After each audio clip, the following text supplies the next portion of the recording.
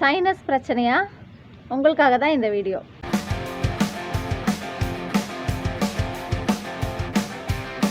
Hello everyone. சைனசைட்டிஸ்னால் என்ன, அது ஏன் வருது, வந்தால் நமக்கு என்னெல்லாம் பிரச்சனைகள் வரும், என்னெல்லாம் சிம்டம்ஸ் இருக்கும், அதை எப்படி தடுக்கிறது, அதை பற்றி இந்த வீடியோவில் பார்ப்போம்.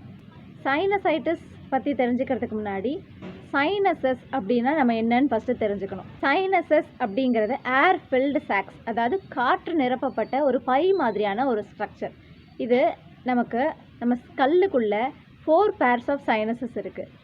Frontal sinuses, ethmoid sinuses, maxillary sinuses and sphenoid பின்னாடி. இந்த மாதிரி 4 pairs ஆஃப் சைனஸஸ் நம்ம ஸ்கல்லில் இருக்குது. இது எதுக்காக இருக்குதுன்னு பார்த்தீங்கன்னா, நம்ம ஃபேஸுக்கு ஒரு ஷேப் கொடுக்கறதுக்காகவும், நம்ம ஸ்கல்லை வெயிட்லெஸ்ஸாக, அதாவது அதோட வெயிட்டை குறைக்கிறதுக்காகவும், நம்ம வாய்ஸ் கிளியராக வர்றதுக்காக, அந்த ரெசனன்ஸ்க்காகவும், நம்ம சுவாசிக்கிற காற்று அட்மாஸ்பரிக் டெம்பரேச்சரில் இருக்கும்போது அதை நம்ம பாடி டெம்பரேச்சருக்கு மாற்றி அதை உள்ளே அனுப்பும். அது மட்டும் இல்லாமல் அந்த ஏர் ஃபில்டு சாக்ஸ்லேருந்து செக்ரீட் ஆகக்கூடிய மியூக்கஸ் நமக்கு இன்ஃபெக்ஷனையும் ப்ரிவெண்ட் பண்ணும். இந்த சைனஸஸ் எதுக்காக இருக்குதுன்னு பார்த்தோம். இதில் பிரச்சனை ஏற்பட்டால், அதாவது இதில் இன்ஃபெக்ஷனோ இன்ஃப்ளமேஷனோ ஏற்பட்டால் தான் நம்ம அதை சைனசைட்டிஸ்னு சொல்கிறோம். இந்த சைனசைட்டிஸ் பிரச்சனை எப்படி வருது? நார்மலி இந்த சைனஸஸில் செக்ரீட் ஆகக்கூடிய மியூக்கஸ் தானாக ட்ரெயின் ஆகி நம்ம தொண்டை வழியாக போயிட்டே இருக்கும், நமக்கு தெரியாமலே. இன்கேஸ் அது ட்ரெயின் ஆக முடியாமல் பிளாக் ஆகிடுச்சு அப்படின்னா, உள்ள அந்த ஏர் ஃபில்டு சாக்கில் மியூக்கஸ் கலெக்ட் ஆகி அது ஃப்ளூயிட் ஃபில்டு சாக்காக மாறும்போது தான் அது சைனசைட்டிஸாக மாறுது. அதாவது இன்ஃபெக்ஷன் அண்ட் இன்ஃப்ளமேஷன் வரும்போது தான் அதை நம்ம சைனசைட்டிஸ்னு சொல்கிறோம். இதுக்கு ரீசன் என்னலான்னு பார்த்தீங்கன்னா, யூஸ்வலாக common cold, viral infection, dust, pollution, climatic change, இப்படி பல காரணங்கள்னால இந்த சைனஸ் இன்ஃபெக்ஷன் வருது. இந்த சைனசைட்டிஸோட சிம்டம்ஸ் என்னலான்னு பார்த்தீங்கன்னா, யூஸ்வலாக நோஸ் பிளாக் இருக்கும், மூக்கு அடைச்ச மாதிரியே இருக்கும், மூக்கு ஹெவியாக ஃபீல் பண்ணுவாங்க, மூக்கில் திக்காக நேசல் டிஸ்சார்ஜ் இருக்கும், தலைவலி இருக்கும், தும்மல் இருக்கும், சென்ஸ் ஆஃப் டேஸ்ட் கம்மியாக இருக்கும், தென் சம்டைம்ஸ் ஃபீவரும் இருக்கும். சில பேஷண்ட் பல்லு வலின்னு சொல்லுவாங்க, அதுக்கப்புறம் பார்த்தா அது சைனஸ் இன்ஃபெக்ஷனாக இருக்கும். அதாவது அப்பர் பேலட்டில் இருக்கிற அந்த அப்பர் பேலட்டே அவங்களுக்கு பெயின்ஃபுல்லாக இருக்கும். ஸோ மேலே இருக்க எல்லா பல்லுமே வலிக்குதுங்கிற மாதிரி ஃபீல் பண்ணுவாங்க. காதெல்லாம் அடைச்ச மாதிரி இருக்கும், சம்டைம்ஸ் த்ரோட் பெயின் இருக்கும். இன்ஃபெக்டட் மியூக்கஸ் அந்த சைனஸஸ்லேருந்து நம்ம போஸ்டீரியர் நேர்ஸ் வழியாக ட்ரெயின் ஆகும்போது அது நம்ம த்ரோட்டையும் இன்ஃபெக்ட் பண்ணுறதுக்கான சான்சஸ் இருக்குது. அக்யூட் இன்ஃபெக்ஷன்ஸில் ஃபீவரும் இருக்கும். இதே நேரத்தில் க்ரானிக் கண்டிஷன்ஸில் சிம்டம்ஸ் லாங் லாஸ்டிங்காக இருக்கிறதுனால அதோட இன்டென்சிட்டி அண்ட் சிவியாரிட்டி கொஞ்சம் கம்மியாக தான் இருக்கும். பொதுவாக மழை காலங்களில், அதாவது கோல்டு கிளைமேட்டில் இந்த ப்ராப்ளம் ஜாஸ்தியாக வரும். ஆனால் அதுக்காக வெயில் காலத்தில் வராதுன்னு கிடையாது. வெயில் காலத்தில் அதிகப்படியான தூசி, இந்த பொல்யூஷன், இதனால் இதை நம்ம ரொம்ப அதிகமாக இன்ஹேல் பண்ணும்போது இதனாலையும் சைனசைட்டிஸ் வரலாம். சைனசைட்டிஸ் பொறுத்த வரைக்கும் சிம்டம்ஸ் ரொம்ப சிவியராக இருக்கும்போது நம்ம நியூட்ரிஷியஸ் டயட் எடுத்துக்கணும், ஸ்லீப் நல்லா இருக்கணும், அதாவது ரெஸ்ட் நல்லா வேணும். பேஷண்ட்ஸ் நிறைய பேர் பொறுத்த வரைக்கும் எந்த பிரச்சனை வந்தாலும் ஒரு பெயின் கில்லர் போட்டுட்டு ஆஃபீஸ் போகணுன்னு கிளம்பி போயிடுறதா இருக்காங்க. பட் நமக்கு ஒரு இன்ஃபெக்ஷன் வரும்போது நம்ம ரெஸ்ட்டில் இருந்தால் மட்டும்தான் நம்ம பாடி அதுக்காக ஃபைட் பண்ணி நம்ம அந்த இன்ஃபெக்ஷன்லேருந்து வெளியே வர முடியும். ஸோ இந்த ப்ராப்ளம் இருக்கவங்க ஃபஸ்ட்டு செய்ய வேண்டிய விஷயம் ப்ராப்பர் ரெஸ்ட். அதாவது நீங்கள் ஃபுல் டைம் லீவ் போட்டுட்டு தூங்கணும்னு நான் சொல்ல வரலை. நைட்டு ப்ராப்பராக அட்லீஸ்ட் ஒரு 6 to 7 hours ஸ்லீப் இருக்கிற மாதிரி பார்த்துக்கணும். நிறைய பேர் தூங்குறதுக்கு ரொம்ப லேட் ஆகுது. ரொம்ப லேட்டாக தூங்கிட்டு காலையில் சீக்கிரம் எழுந்திரிச்சு அவசரமாக ஆஃபீஸ் கிளம்பி ஓடி நைட்டு திரும்ப லேட்டாக தூங்கி இதே ஒரு ரொட்டீனாக ப்ராக்டிஸ் பண்ணிகிட்டு இருக்காங்க. நான் திரும்ப நிறைய வீடியோஸில் ரொம்ப அழுத்தமாக சொல்லியிருக்கிற விஷயந்தான் இது. ப்ராப்பர் ஸ்லீப் கண்டிப்பாக வேணும். தூக்கம் இல்லாட்டியே ஒரு மனுஷனோட எதிர்ப்பு சக்தி குறைஞ்சிக்கிட்டே வரும். ரெண்டாவது, சத்தான உணவு வகைகள். சத்தான உணவுன்னு சொன்ன உடனே ரொம்ப காஸ்ட்லியான ஃபுட்டுக்கு நான் என்ன பண்ணுவேன் அப்படின்னு நிறைய பேர் கேள்வி கேட்பாங்க. காஸ்ட்லியான ஃபுட்டில் மட்டும்தான் சத்து இருக்குன்றது கிடையவே கிடையாது.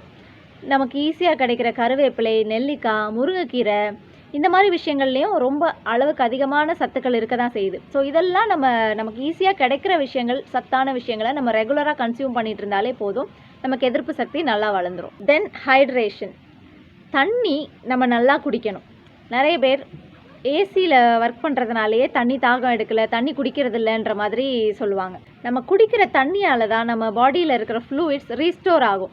ஸோ நம்ம நிறையா தண்ணி குடிக்க அதுவே இன்ஃபெக்ஷனை எலிமினேட் பண்ணும். தண்ணி மட்டும் இல்லை, fresh fruits and vegetable consume பண்ணணும். குறிப்பாக இந்த நீர் காய்கறின்னு சொல்லக்கூடிய சொரக்காய், பீர்க்கங்காய், புடலங்காய், பாவக்காய் இந்த மாதிரி வெரைட்டிஸான காய்கறிகளை நம்ம உணவில் ரெகுலராக சேர்த்துக்கணும். நிறைய பேர் உடனே கேட்பீங்க, இதெல்லாம் சாப்பிட்டா கோல்டு அதிகமாகிடுமே, சைனஸ் இருக்கும்போது நான் சாப்பிட்லாமா? சைனஸ் இருக்கும்போது நீங்கள் எடுத்துக்க வேண்டாம். அதுவும் குறிப்பாக எல்லாருக்கும் இல்லை, சிலருக்கு இந்த மாதிரி விஷயங்கள் சாப்பிடும்போது அவங்களோட கம்ப்ளைண்ட்ஸ் ஜாஸ்தி ஆகும். அந்த மாதிரி பட்சத்தில் நீங்கள் இதை எடுத்துக்க வேண்டாம். இன்ஃபெக்ஷன்ஸ் இல்லாத நேரத்தில், மற்ற நேரங்களில் நீங்கள் இதெல்லாம் ரெகுலராக எடுத்துக்கும் போது உங்களுக்கு இன்ஃபெக்ஷன் வரக்கூடிய வாய்ப்புகளை குறைக்கும்.